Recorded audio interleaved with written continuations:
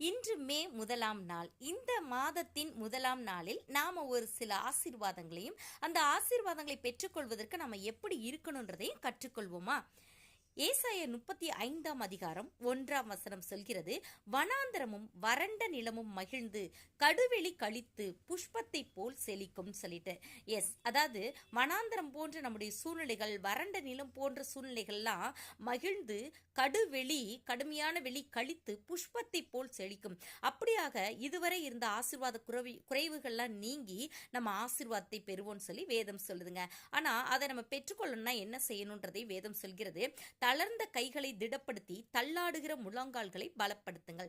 தளர்ந்த கைனா என்னங்க? கையில வேதத்தை ஏந்தாம, வேதம் வாசிக்காம, கர்த்தருடைய வார்த்தைகளை படிப்பதற்கும் தியானிப்பதற்கும் நேரம் செலவழிக்காம இந்த உலகமே சதோன்னு சொல்லி வாழ்கிற வாழ்க்கை தான் தளர்ந்து போன கை. தள்ளாடுகிற முழங்கால்னா என்ன?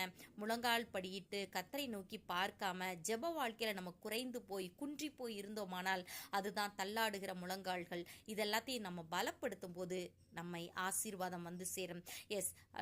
நன்மையான எந்த ஈவும் பூரணமான எந்த வரமும் பரத்திலிருந்து இறங்கி ஜோதிகளின் பிதாவினிடத்திலிருந்து வருகிறதுன்னு வேதம் சொல்லுதுங்க. கர்த்தர் கொடுத்தாதான் நமக்கு அந்த உண்மையான ஆசீர்வாதம் கிடைக்கும்.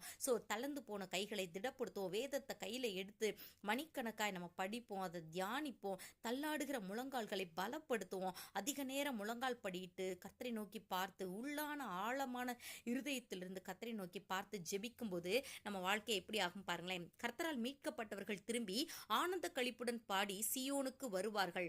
நித்திய மகிழ்ச்சி அவர்கள் தலையின் மேல் இருக்கும். சந்தோஷமும் மகிழ்ச்சியும் அடைவார்கள். சஞ்சலமும் தவிப்பும் ஓடிப்போகும். In English பாருங்களேன். And the ransomed of the Lord shall return and came to Zion with singing, with everlasting joy on their heads. They shall obtain joy and gladness and sorrow and singing, not singing, and sorrow and sighing shall flee away. பார்த்தீங்களா? இதுலேருந்து நம்ம என்ன தெரிஞ்சுக்கலாம்னா, மகிழ்ச்சியும் சந்தோஷமும் அடைவோம், சஞ்சலமும் தவிப்பும் நம்மை விட்டு ஓடி போகும்.